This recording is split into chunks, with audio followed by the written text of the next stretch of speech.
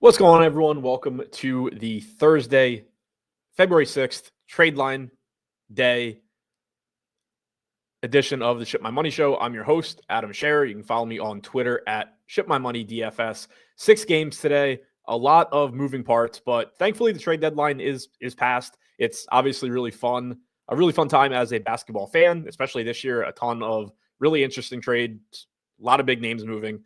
I absolutely hate it as a DFS player. On the one hand, I think that when you do get teams having new rotations and you're trying to predict minutes for rotations you haven't seen before, there can be an edge, if you're good at that type of thing.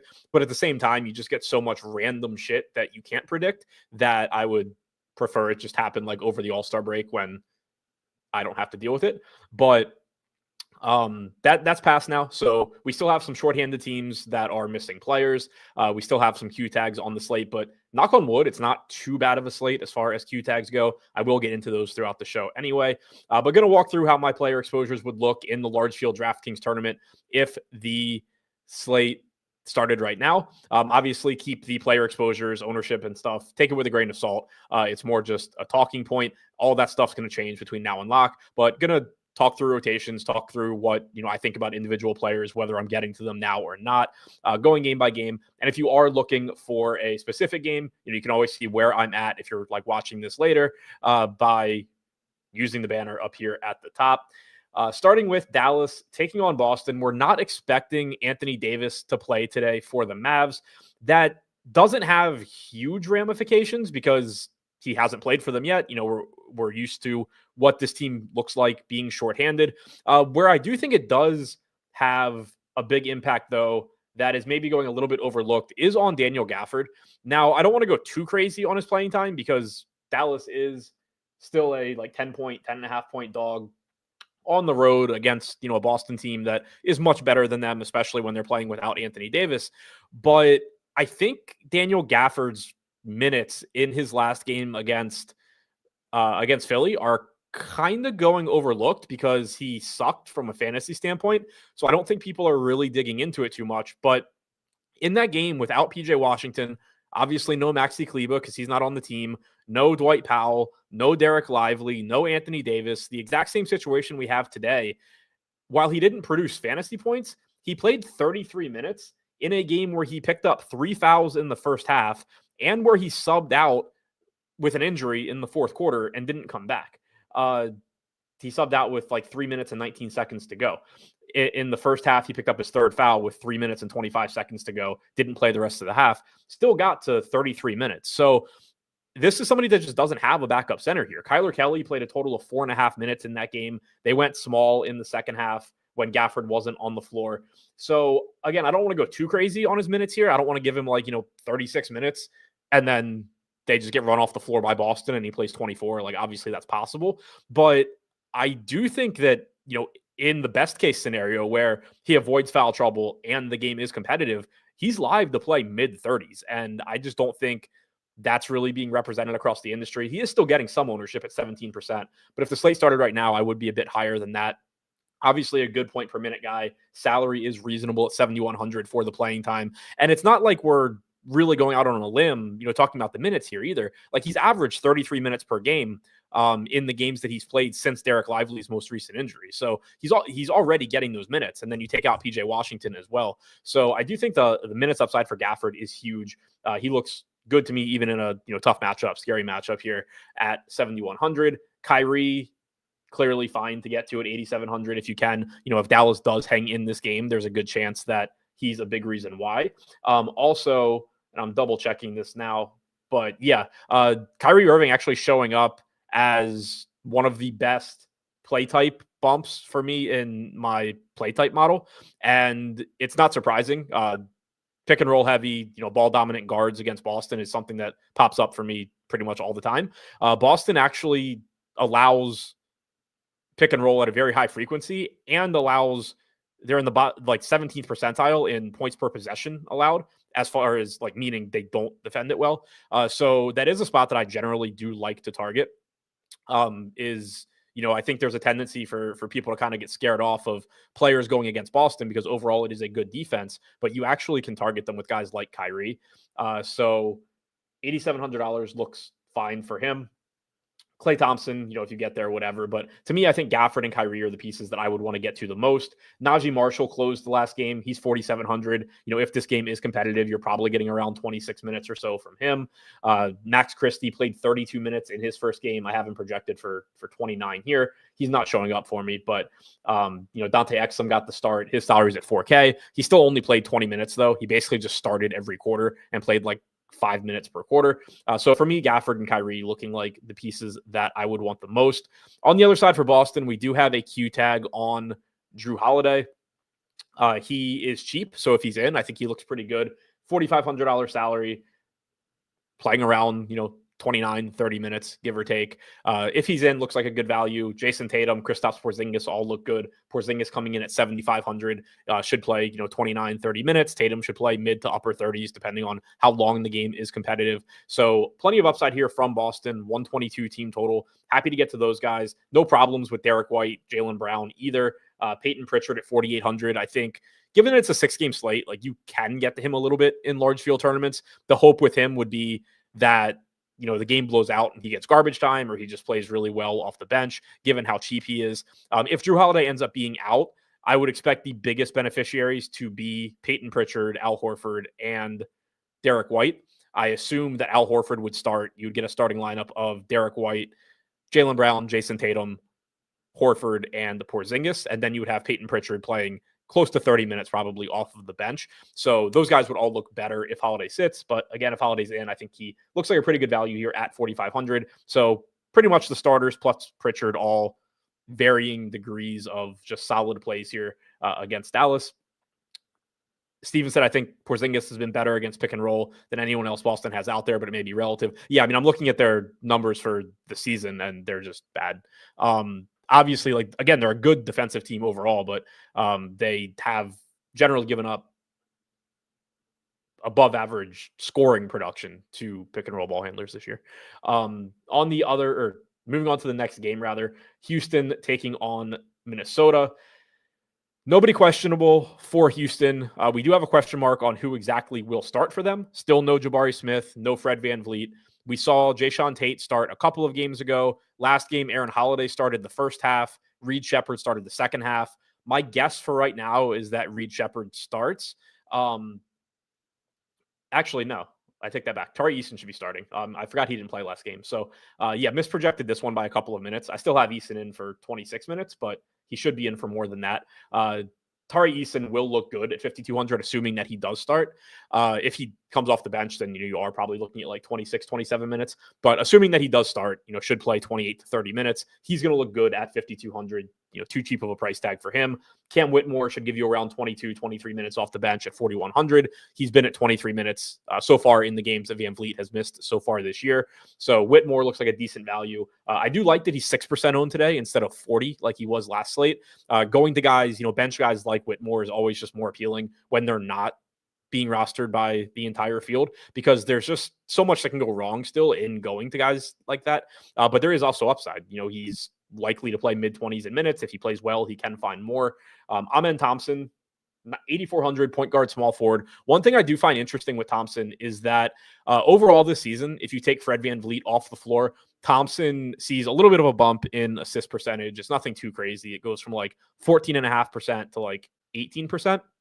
But in these two most recent games that VanVleet's been out, Amen Thompson has actually averaged 14.5 potential assists per game.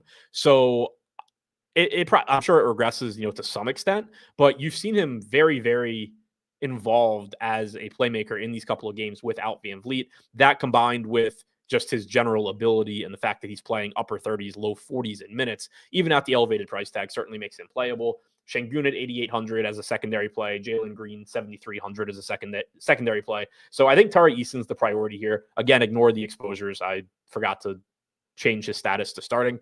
But outside of that, I think it's secondary plays in Whitmore, Thompson, Şengün, Green. And then again, Eason's just going to look like a good value.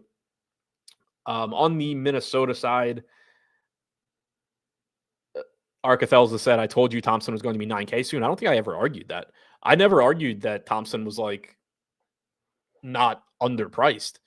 I complained that he was just smashing at 50% every night when there were other guys you could play. On the other side for Minnesota, obviously a tough matchup here against Houston. Neither of these teams play at a fast pace. Houston also very, very good defensively. But Naz Reid still coming in at 6,300, still should be starting for Julius Randle, playing big minutes. We had the disappointing first start against Washington where he played poorly and then he also got hurt. Played 40 minutes against Sacramento in the second start that he made. And then yesterday against Chicago in a 19-point win, played just shy of 36 minutes.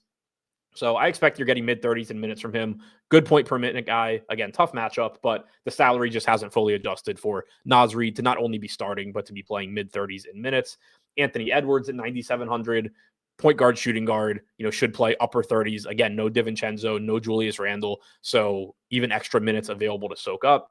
Rudy Gobert, 6,800. Didn't play as many minutes as usual yesterday, only played 31, lost a couple to garbage time, but in general, averaging 37 minutes per game going back to last season in the games that he has played without either Karl Anthony Towns or Julius Randle, depending on the season. Should get a lot of minutes here. He's 6,800, not getting much ownership. I'm still not getting to him too much in the run that I did. Probably has to do with the opportunity cost at center. Same reason that I don't have much Şengün. Gafford for basically the same price, getting to more of him, getting to more of Porzingis at the same price. But if you want to get to some Gobert to be contrarian in large field tournaments, certainly has a ceiling here. And you have seen him produce at a little bit better rate recently as well. Anthony Edwards has talked more about trusting him, has talked about trusting him more, trusting him to do the right thing if he gives him the ball. And as a result, you have seen Gobert's production go up a bit. Orlando taking on Denver in Denver. Doubtful tag on Jalen Suggs, Q tags on Gary Harris and on KCP.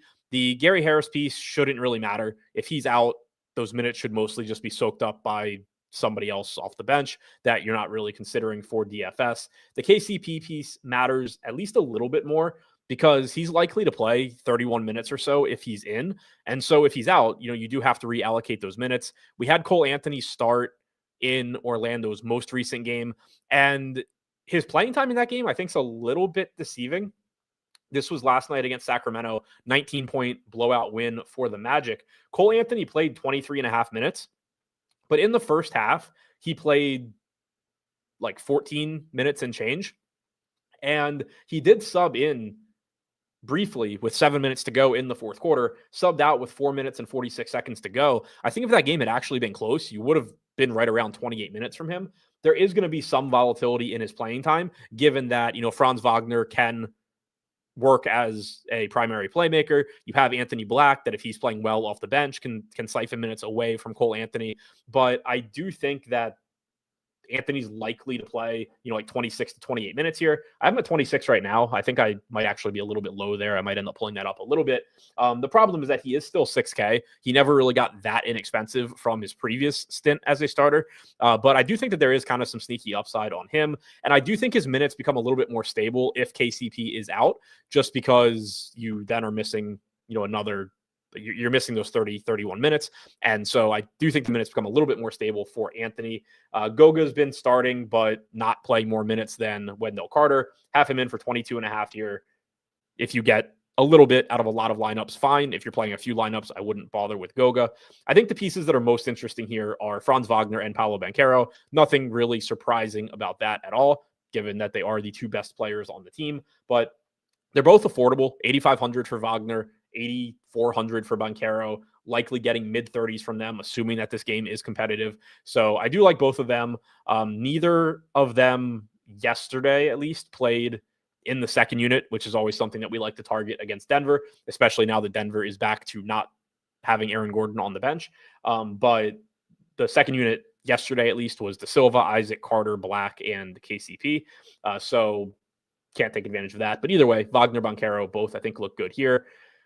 On the other side for Denver, big Q tags here as well. Aaron Gordon is questionable, as is Jamal Murray. If Jamal Murray is out, I assume Jalen Pickett gets the start, but I don't know for sure. But you don't have Westbrook, who would normally make the start in games earlier this year where Murray was out. You already are also missing Peyton Watson. So you probably get either Strouder or Pickett. Pickett's been the direct backup to Murray with Westbrook out. So if Murray's out, you're getting some value there, whether it's 3K Pickett or $3,900 Strouder. Strouder, even if he's coming off the bench, probably plays more if Murray's out. If he's starting, obviously he looks better. So you're going to get value there if Murray's out, and then you would expect increased usage for the other starters.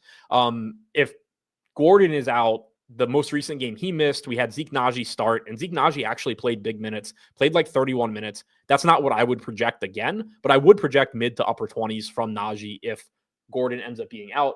Naji is still, oh no, he has power forward eligibility now, which is really nice. He's 3,600. So if he does end up starting, he would look like a pretty solid value on a relatively short slate, given, the minutes that we saw from him last time and the fact that Denver's just really shorthanded. Also, Michael Porter Jr. continues to just play really big minutes. Played a little bit less yesterday than he had been, but still played like 37 minutes in a game where he also lost a couple of minutes to garbage time. We've seen him just really, really soak up minutes with Westbrook and Brown out, or Westbrook and Watson out, rather. Christian Brown mostly has helped soak up minutes as well. He only played 29 minutes yesterday, but he did have kind of a weird, fluky second half rotation after playing 17 minutes in the first half. I think on average, you're still likely getting 33, 34 minutes from Brown, and then getting, 36 plus from Michael Porter. So I think getting the Porter still looks pretty good at 6,400. Right now, at least, I would have less Porter than I did yesterday. Just, I think, because of the matchup with Orlando and also just, different slate, different options, that kind of stuff. But the playing time for Porter should still look really good. If Aaron Gordon is active, which I don't really think he will be, but I haven't projected in for right now, 4,900, likely playing, upper 20s in minutes. I think he's fine. Jokic, if you can get there, great. But right now we don't have a lot of great value, a lot of really cheap guys to get to. So, and you do have a relatively strong center position. So, it's not that Jokic is a bad play. Obviously, Jokic is great. If you can get there, he's the highest projected guy on the slate. But you do have the tough matchup against Orlando, and you do have a really, really elevated salary. So if you can get to Jokic, cool. I'm having trouble doing it right now. Probably will need some value to open up. And then Jamal Murray at 7,800, again, just kind of a secondary play. So right now, nothing that stands out as great from Denver. I did project their rotation more in line with what they did yesterday as well. That's, I guess, a really important thing to mention. In the first couple of games that Westbrook and Watson missed, they still did not play DeAndre Jordan. They essentially had used, in one game, Zeke Naji basically was the Peyton Watson role, and then the other game, of course, he was starting for Gordon. So they had run this really tight rotation. Yesterday on the front end of the back-to-back, they did deepen it. DeAndre Jordan played the backup center minutes. Hunter Tyson played like 10 minutes, including garbage time. So I projected that similar rotation here, where DeAndre Jordan's the backup center, Hunter Tyson plays a little bit, and that's why you only have like a 36-minute projection on Porter and a 33-minute projection on Brown. If somehow we were to find out that they're not going to do that today, you would go back to like a 38, 39-minute projection on Porter, 36, 37 on Brown. But I did dial it back a little bit just because of what they did yesterday on the front end of the back-to-back. So that's another reason why I am getting a little bit less Porter today. Obviously, he smashed yesterday. I was glad to have him. And he still played a ton of minutes, like would have played 39 or 40 had the game been close. But I did project his minutes a little bit more aggressively yesterday just because of what we had been seeing from Denver's rotation compared to what we saw yesterday on the front end of the back-to-back. So I went with that little bit deeper rotation today as well. Before we move on to the Golden State Lakers game, easy segue here with Ben Willey asking if I still do shows at Stochastic. No, I don't. I do my own thing now. Started a company with Utica, Brick75, and Nerdy Tenor called Endgame Syndicate. That's this channel. We have DFS training videos, a lot of good content up over there. Link to sign up for that is in the description below. But then as a group, we also bought Run the Sims. We announced that last week.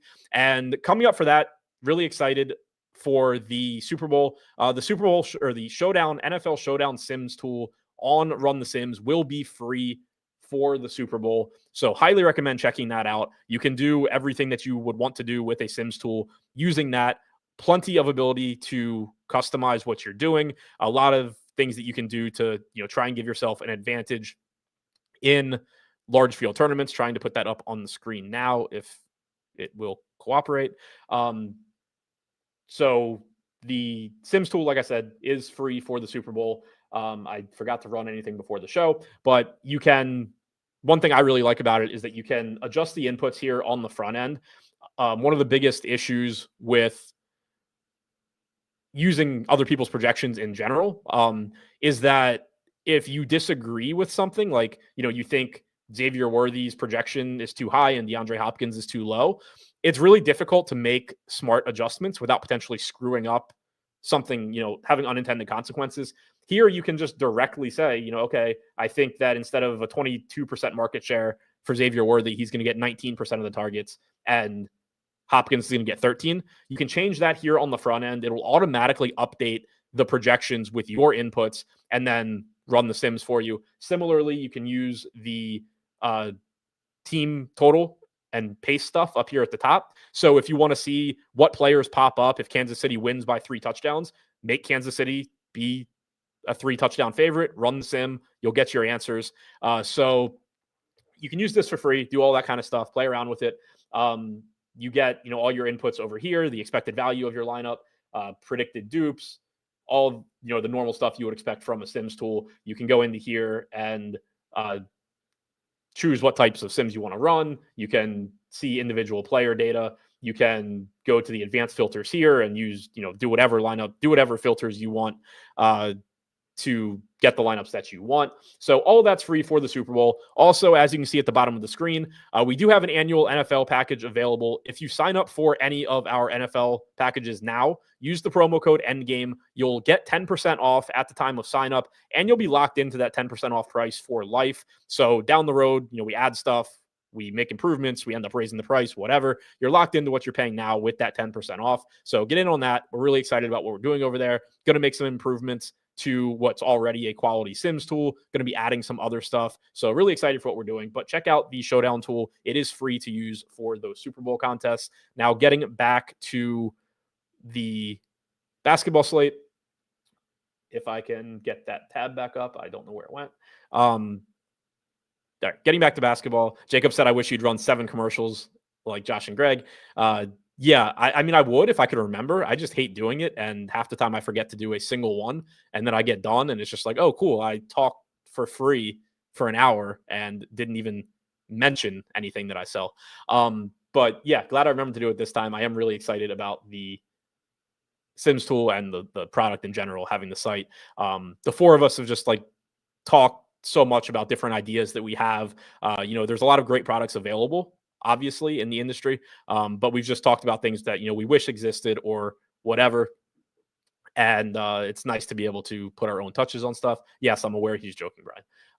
Moving on to Golden State and the Lakers. Golden State, absolute dumpster fire here. We are waiting on injury news. We also already know they're going to be shorthanded. They do not have Jimmy Butler. He will be unavailable. Obviously traded Wiggins, traded Anderson.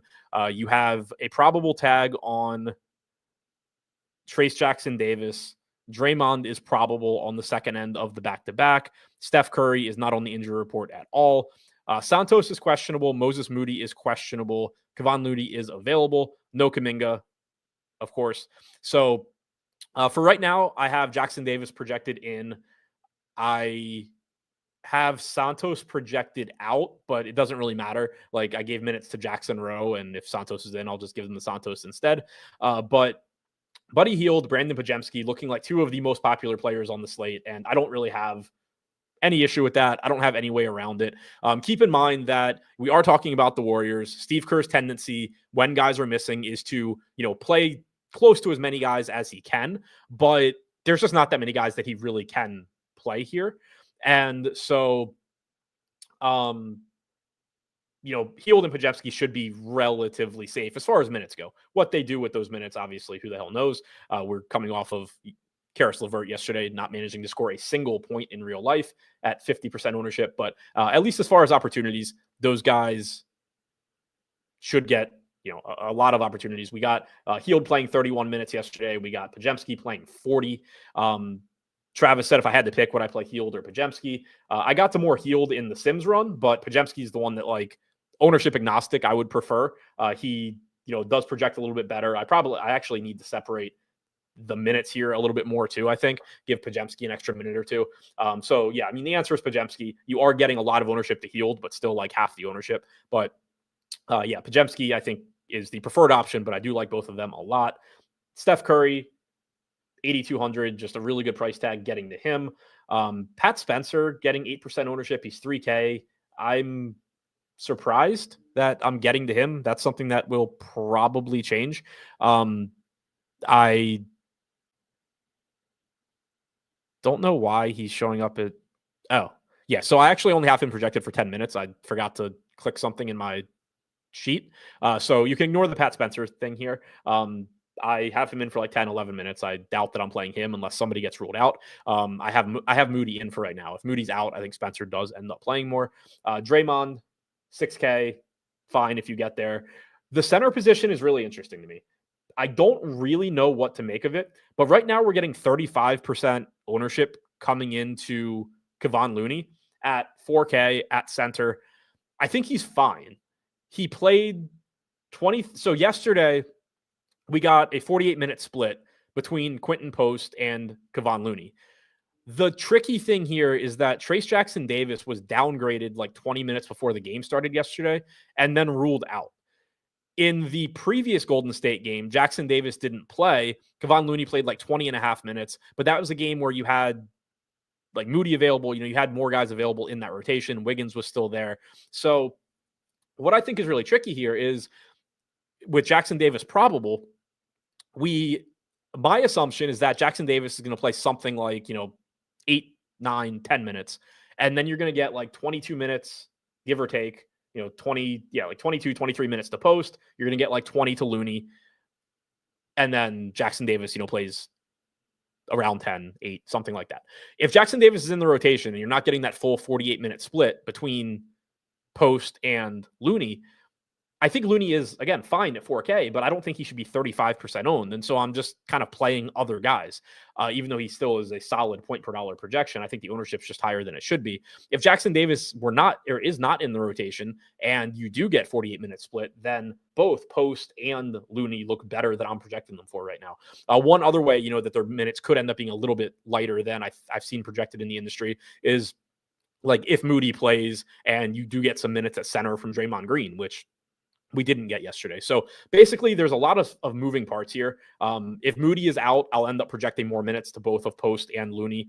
If we get some change in status for Jackson-Davis, I'll end up projecting more minutes to them. But basically the way I see it right now is that Post and Looney are solid point per dollar values. I don't love the ownership that they're getting. I'm just getting some lower owned guys elsewhere right now. Einsteinium said, who do I think closes for the Warriors, given that the Lakers don't really have a big man? I think there's a pretty good chance that Jackson Hayes closes for the Lakers. But as far as who closes for Golden State, Draymond, Curry, Podziemski, Hield, either Post or Looney or Moody, probably. Draymond, Curry, obviously, are just givens. Podziemski's very likely. Hield is pretty likely. And then it's Steve Kerr, man. But yeah, I think, and I was going to mention it on the other side of this game, I'm not sure if I'm getting to him, but I think there's a pretty decent chance Jackson Hayes is in the closing lineup here. But yeah, Golden State looks like a pretty interesting team.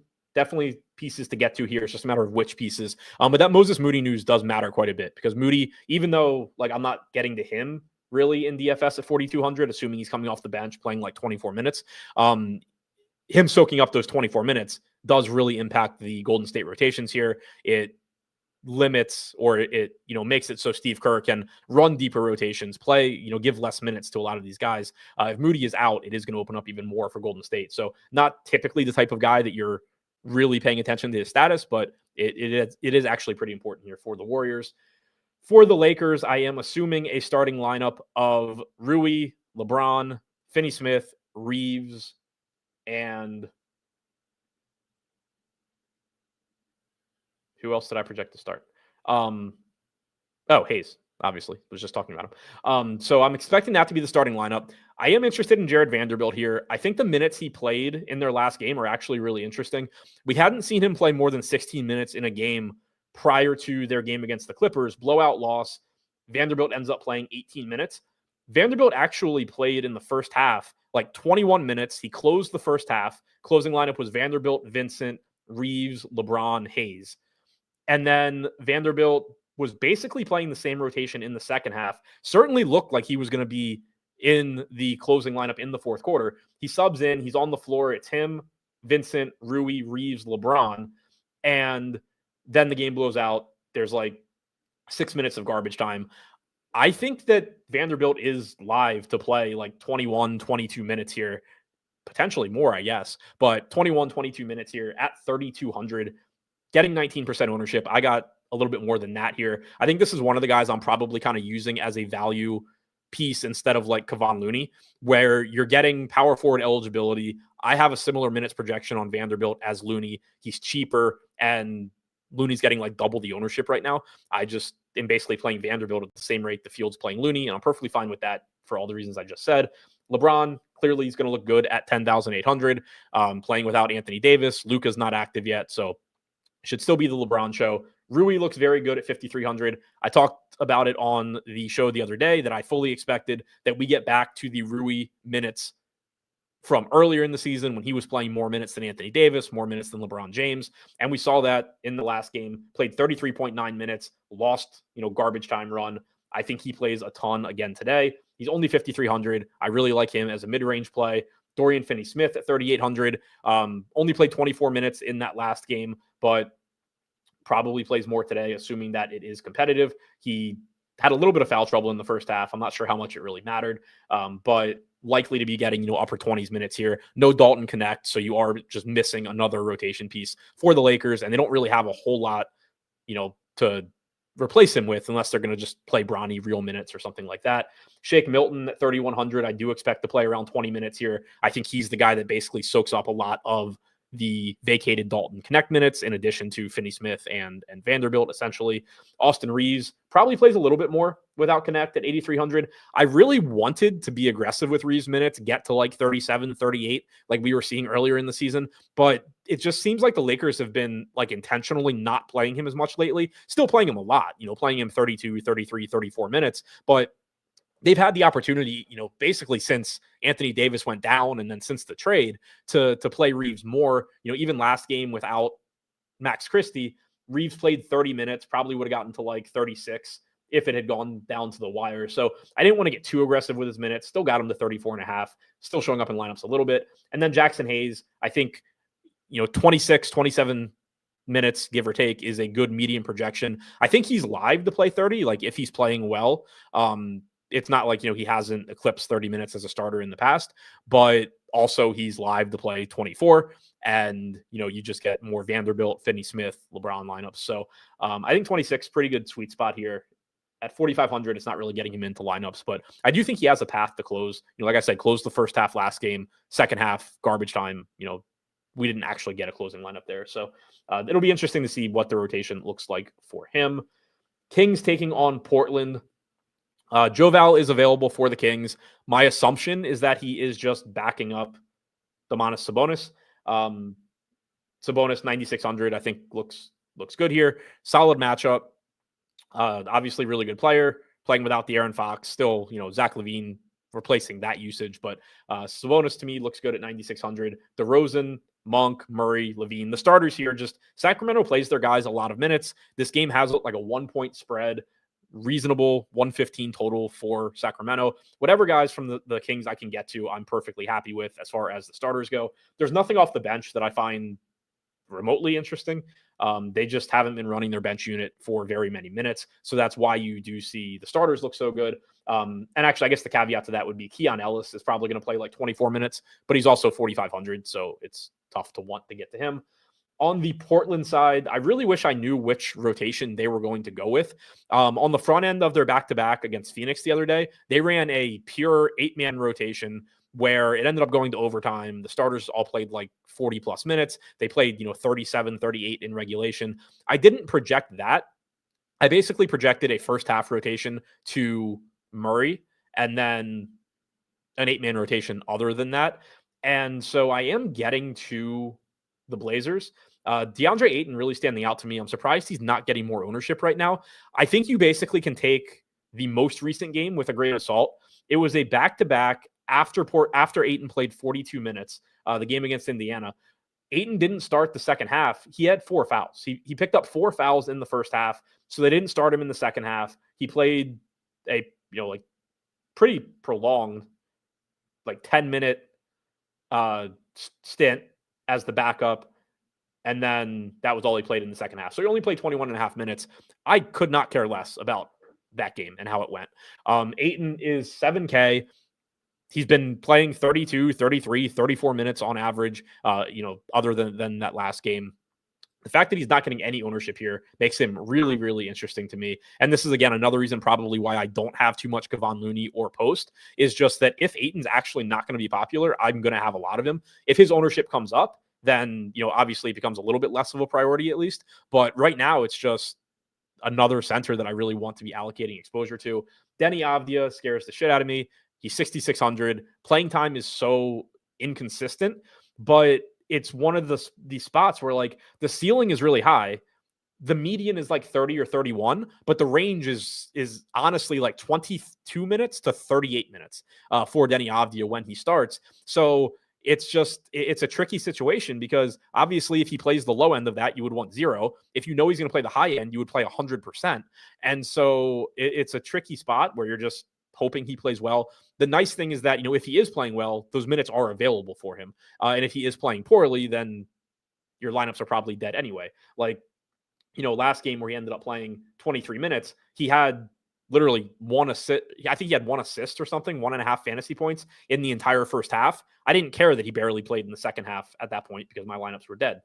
So he does kind of control his own destiny, which is nice. Simons, Grant, Kamara all should play big minutes. Or at least, low 30s is kind of like the median. But again, if you get that more condensed rotation, they can play upper 30s. So the upside is nice for them. Modest ownership coming into them. One spot that I think is interesting, but I don't really think you can do a whole lot with it on the main slate. But it will be something to pay attention to on the night slate. Maybe they'll update it between now and lock. But I've noticed that projection sites, at least this afternoon, have Robert Williams projected as the backup center behind DeAndre Ayton instead of Donovan Clingan. That could be the case. From what Portland had said going into their last game, it sounded like the reason that Williams played instead of Clingan was just the back-to-back, that they wanted, that they're just, rotating their minutes when they're both available on back-to-backs. My expectation here is that Donovan Clingan is the backup center behind Ayton. Again, there's not a whole lot you can do with that information on the main slate.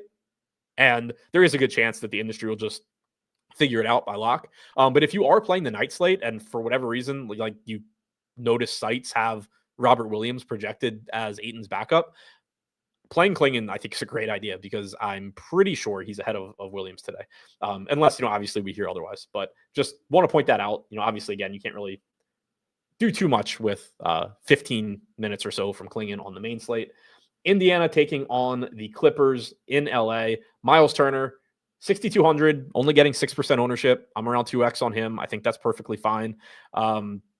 Clearly, a nice ceiling. And one other thing to keep in mind with Turner is that in competitive games, he's actually playing big minutes. If you go look at, his recent games, you had like 30 minutes in the blowout the other day, but going back to games before that, 34 minutes on the 1st, 35 minutes on the 25th, which was 4 games ago for him. He missed 1 game in there, played 29 in, I believe, another blowout on the 29th. So he does have, a path, if this game's competitive, to playing even more minutes. I like the upside that he offers quite a bit. Halliburton, Siakam, Mathurin, all perfectly fine.